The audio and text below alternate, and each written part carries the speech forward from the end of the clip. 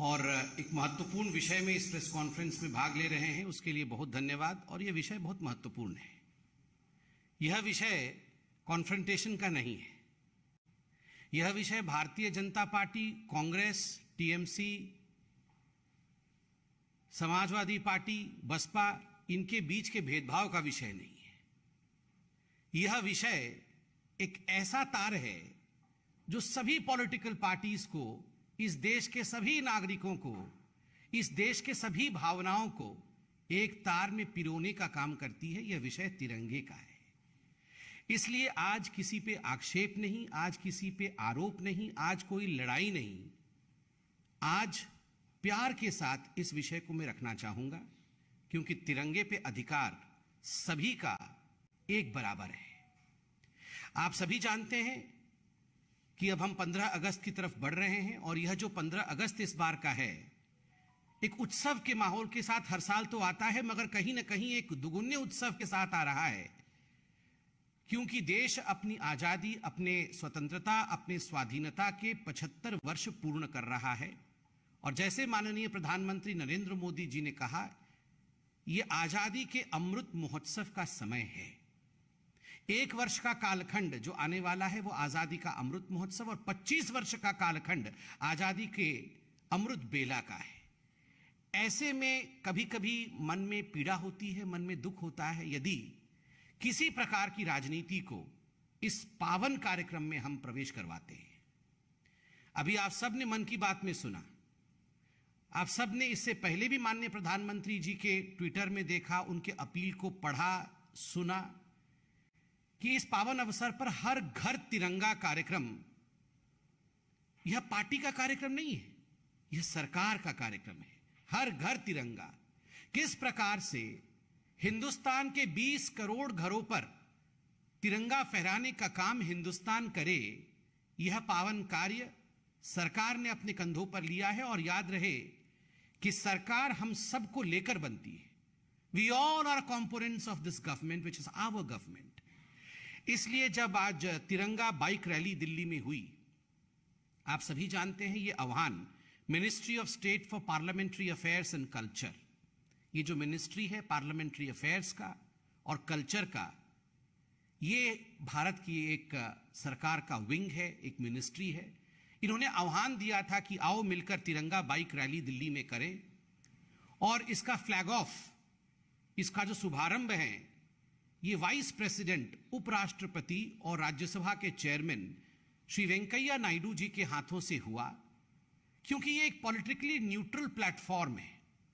आज मैं माननीय प्रहलाद जोशी जी को भी सुन रहा था, वो भी कह रहे थे कि हमने किसी मंत्री को वहां नहीं भेजा मंच के ऊपर फ्लैग ऑफ करने के लिए, क्योंकि ये किसी पार्टी का नहीं है, ये पार्टी न्यूट्रल कार्यक्रम है।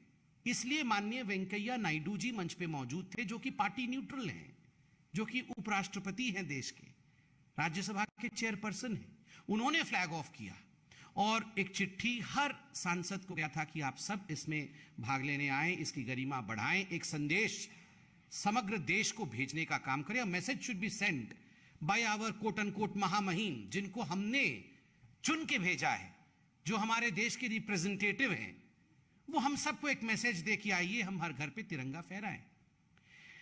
मगर सुबह से हम टीवी पे देख रहे हैं, मीडिया में सुन रहे हैं कि कहीं ना कहीं इस पे राजनीति हो रही है। बहुत सारे बयान आए हैं, इसमें बीजेपी, कांग्रेस, समाजवादी पार्टी इत्यादि का नाम लिए बगैर केवल हाथ जोड़ के निवेदन करना चाहेंगे हम कि तिरंगा हर किसी का है।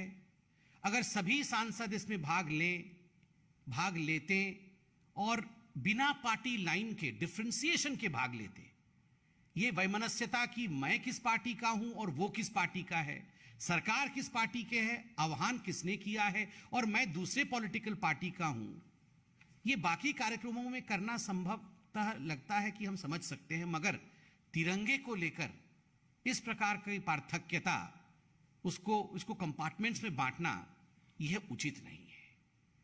और हम भी आज चाहते हैं कि सकारात्मक रूप से यह प्रेस कॉन्फ्रेंस करे, बिना किसी को कटघरे में खड़ा करते हुए, बिकॉज ये एक अपील है। हम भी राजनीति नहीं चाहते हैं। माननीय प्रधानमंत्री जी का आह्वान रहा था 20 करोड़ घरों में तिरंगा फहराना है, और इसके लिए सबका पावन हाथ लगे। और जैसे कि बार बार प्रधानमंत्री ने कहा है, राष्ट्रनीति, राजनीति से ऊपर राष्ट्रनीति है। यह तिरंगा किसी पार्टी का नहीं, तिरंगा राष्ट्र का है।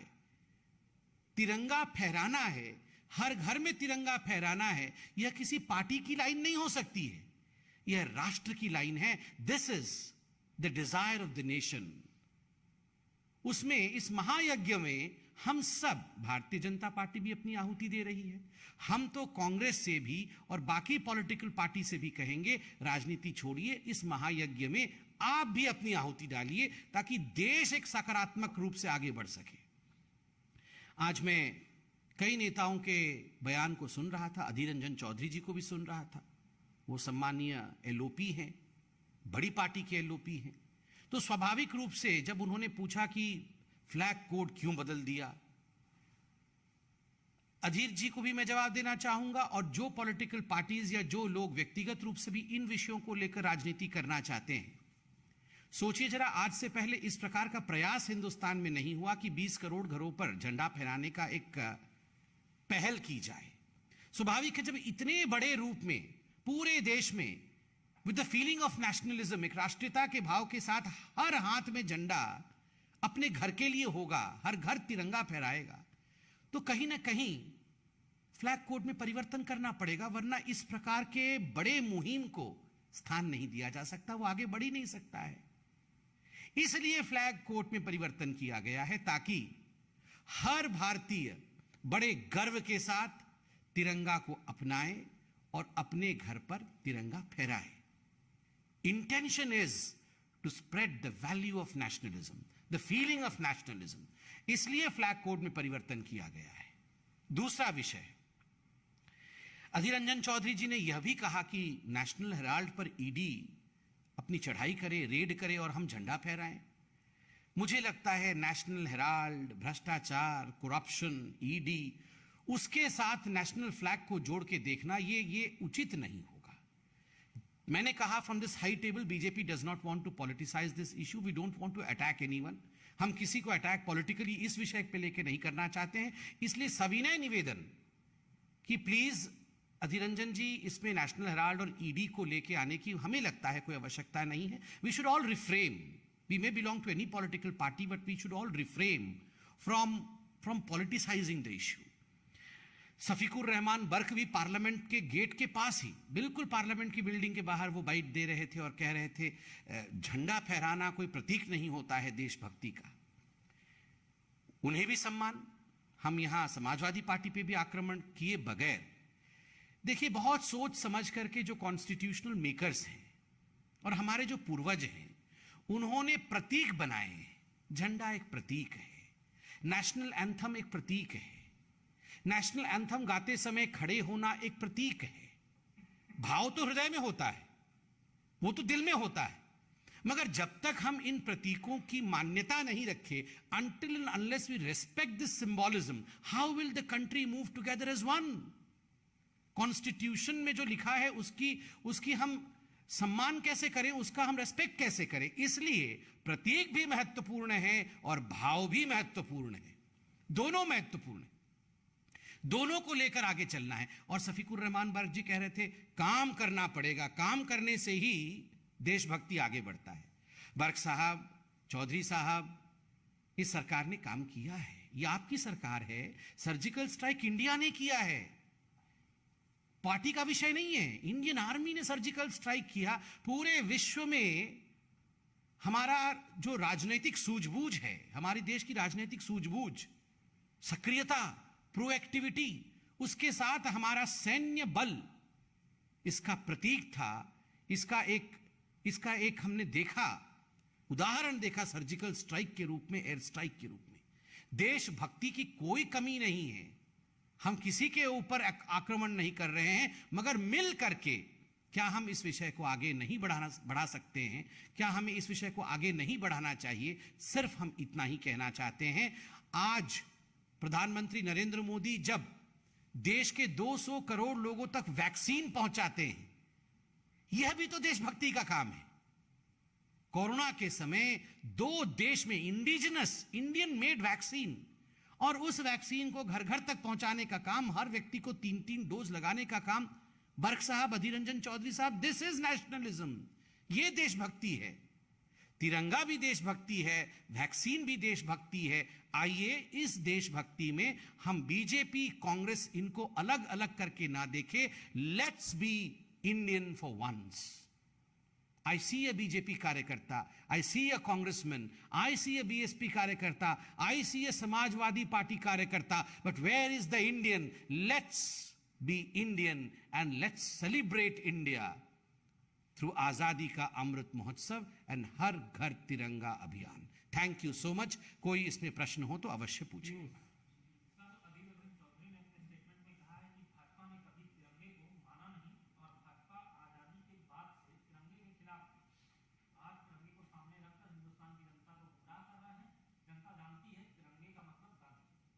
देखिए, जनता सब जानती है, जनता सब पहचानती है। जैसे मैंने आपको कहा कि अधीर रंजन चौधरी हो या बर्क साहब हो या कोई और हो, आज इस पावन विषय को लेकर हम उन पे अटैक नहीं करेंगे, मगर हाथ जोड़कर कहेंगे जनता बिल्कुल सब जानती है। तभी तो 8 साल से नरेंद्र मोदी प्रधानमंत्री है। कौन देश के लिए ठीक काम कर रहा है, कौन देश के लिए उचित है, कौन देश को आगे बढ़ा सकता है, इन सब विषयों को लेकर जनता जनार्दन जानती है। तिरंगे का क्या महत्व है, आज हम आर्ग्यूमेंट में क्यों पढ़े। तिरंगे का महत्व है, यह देश का नेशनल फ्लैग है। हम इसको मिलकर फहरा नहीं सकते क्या 20 करोड़ घरों में? क्या कांग्रेस को लगता है कि वो अपने घर पे ऊपर, अपने अधीर रंजन चौधरी जी अपने घर के ऊपर, उनके कॉन्स्टिट्यूएंसी में क्या वो एक अपील कर देंगे तो कोई छोटे हो जाएंगे क्या? बिल्कुल नहीं। ये बीजेपी का झंडा नहीं है। कल माननीय नड्डा जी ने, ये हमारे पार्टी के अध्यक्ष हैं, मगर उन्होंने हमारी पार्टी की तरफ से एक अपील की है पूरे देशवासियों को। अगर कांग्रेस की भी अध्यक्षा और कांग्रेस पार्टी भी ऐसी अपील कर दे तो कांग्रेस छोटी नहीं हो जाएगी। देश का झंडा है, बीजेपी का झंडा नहीं है। कल माननीय नड्डा जी ने कोई ये नहीं कहा कि बीजेपी का झंडा फहराइए, उन्होंने तिरंगे के लिए कहा है। हर पॉलिटिकल पार्टी आगे आए, ये तू मैमे का विषय ही नहीं है। Mohit Bhatt please please Mohit Bhatt.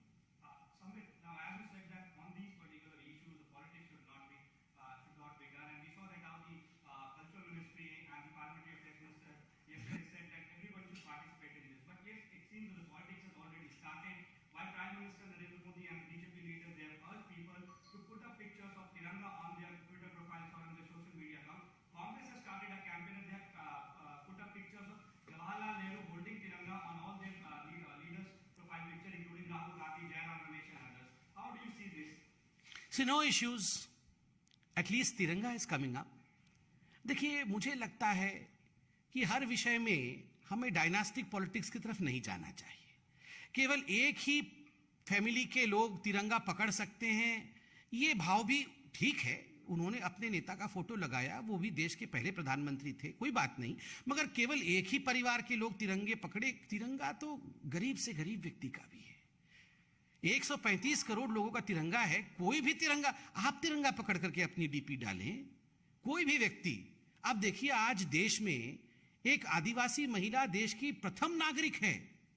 यह सम्मान है देश का। सम्मान देश का तब होता है जब साधारण व्यक्ति, पंक्ति पे अंतिम पायदान पे खड़ा व्यक्ति, जब वो तिरंगा लेकर कहता है भारत माता की जय, मेरा देश महान है, तब गर्व होता है कि आज उस महिला को, उस व्यक्ति को मौका मिला है जो अंतिम पायदान पे खड़ा था। परिवार तो शुरू से ही उनका पॉलिटिकल परिवार है। मुझे लगता है बाकियों को भी मौका राहुल गांधी को देना चाहिए। अगर उनके सारे कार्यकर्ता तिरंगा लेकर खड़े होकर अपना डीपी डाले तो बहुत ही अच्छा रहेगा, सबको मौका मिलेगा तिरंगे के साथ फोटो को आगे बढ़ाने का। रविकांत राय।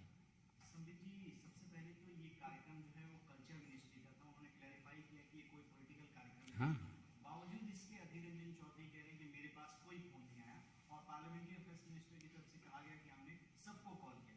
मेरा दूसरा सवाल ये है कि कांग्रेस पार्टी के कई नेता, आरएसएस के बड़े नेताओं का जो ट्विटर अकाउंट है उसकी फोटो टैग कर रहे हैं, कह रहे हैं कि क्या प्रधानमंत्री की बात ये लोग नहीं सुनते क्योंकि उन्होंने अपना डीपी नहीं बनाया।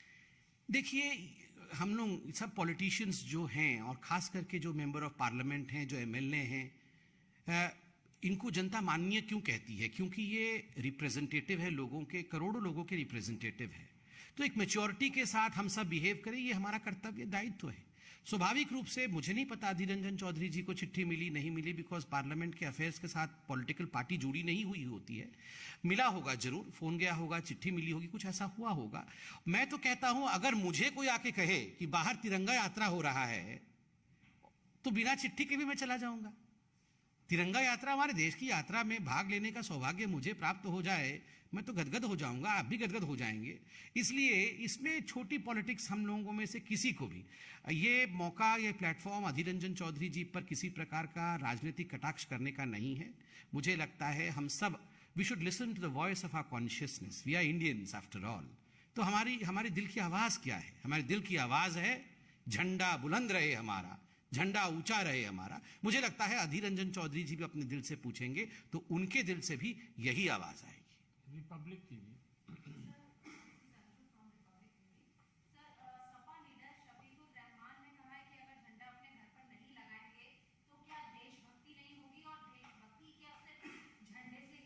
इसका प्रेस कॉन्फ्रेंस में मैंने पूरा जवाब दिया है विस्तार में, दोबारा बोलूं? दे दिया है जवाब।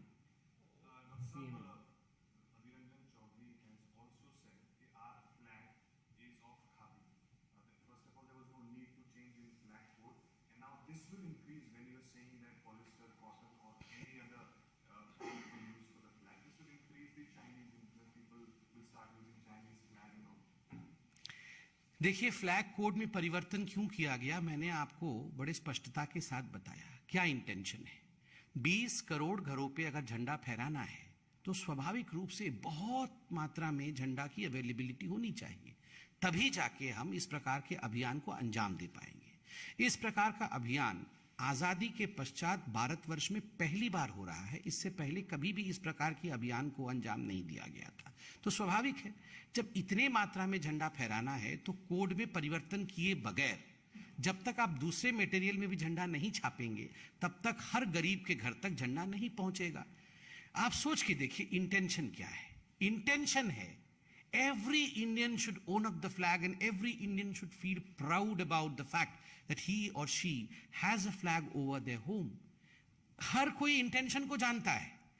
आप आज देख रहे हैं हर जगह जेल के अंदर झंडे बनाए जा रहे हैं। हर सेल्फ हेल्प ग्रुप जो है महिलाओं का, जो एनजीओज हैं, कितने हजारों हजार लोग आज एम्प्लॉयड हुए हैं इसके कारण। कितने लोगों को एम्प्लॉयमेंट मिली है, कितने लोगों के घर को एक एम्प्लॉयमेंट का जनरेशन का माध्यम मिला है। This is India. आओ मिलकर काम करें, आओ मिलकर झंडा फहराएं और हर घर तिरंगा इस अभियान के माध्यम से। ये राजनीति का प्लेटफॉर्म है ही नहीं। फ्लैग कोड क्यों परिवर्तित किया गया? 20 करोड़ घरों तक पहुंचने के लिए परिवर्तित किया गया। पहले बहुत कम जगहों पर ही अलाउड होता था झंडा फहराना, अब चूंकि हर घर पे जाएगा तो स्वाभाविक है, संभव तभी होगा जब कोड में परिवर्तन होगा। बहुत बहुत धन्यवाद।